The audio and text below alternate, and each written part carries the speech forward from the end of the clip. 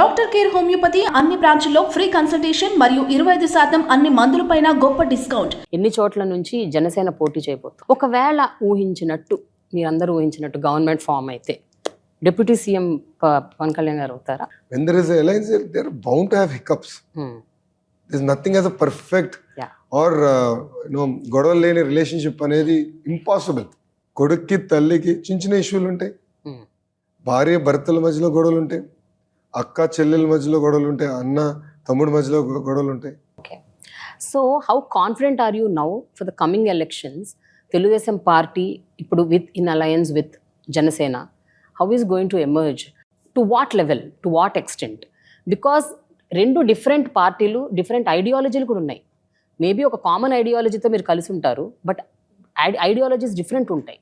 And two different parties coming together for a common cause, but will have lot of issues. They will have their own strengths and weaknesses. How are you going to address that? First మీరు చూస్తే 2019లో తెలుగుదేశం పార్టీకి వైకాపాకి ముందు vote share difference is 10%. So contextually I need to convince 6 in 100.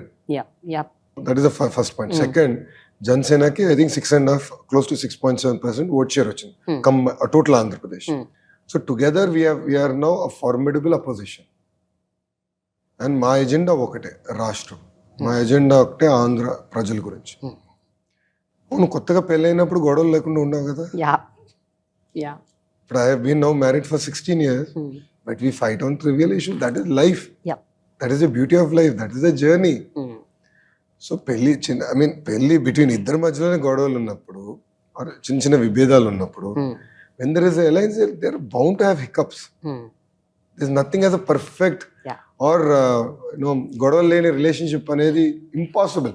కొడుక్కి తల్లికి చిన్న చిన్న ఇష్యూలు ఉంటాయి, భార్య భర్తల మధ్యలో గొడవలు ఉంటాయి, అక్క చెల్లెల మధ్యలో గొడవలు ఉంటాయి, అన్న తమ్ముడి మధ్యలో గొడవలు ఉంటాయి.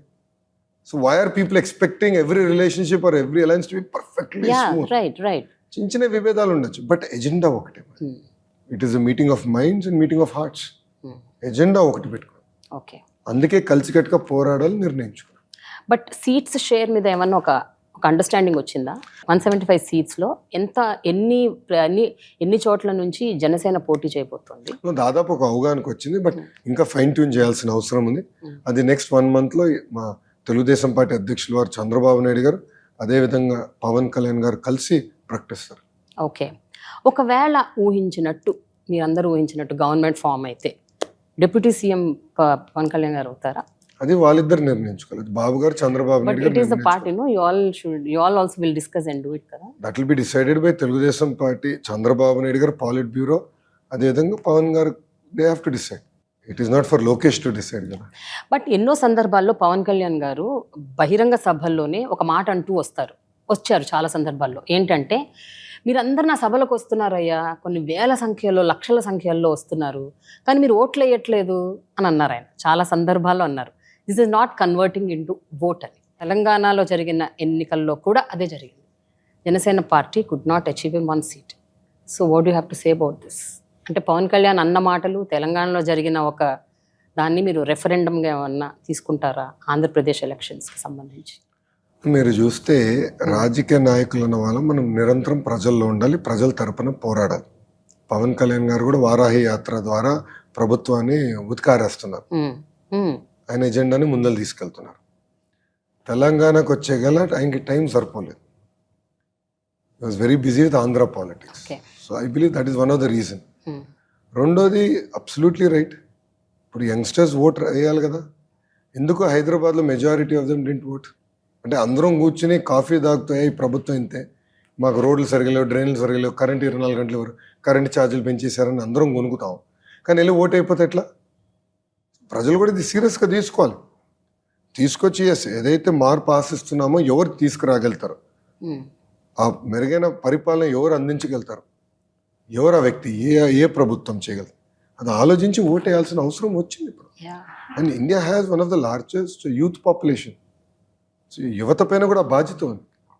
సో వాళ్ళ ఓట్ హక్కుని సరిగా వినియోగించవలసిన అవసరం కూడా ఉంది. ఇప్పుడు యూఎస్ చూడండి, the voting percentage is very low compare to India. So developed economy. So చదువుకున్న తర్వాత కంఫర్టబుల్గా సెటిల్ అయిన తర్వాత లైఫ్లో ఏలో గంట ఉమ్, లైన్లో నుంచి దానికి మనకి ఇబ్బంది. అదే క్రికెట్ మ్యాచ్ స్టేడియం వెళ్ళి చూసేదానికి 3-4 గంటల నుంచి ఉంటాం. కారు ఎక్కడో పార్క్ చేసి 2 కిలోమీటర్లు నడుస్తాం, కానీ ఓటేసేదానికి బద్ధకం. ఉమ్, దానివల్లనే వెనుకబడుతున్నాం.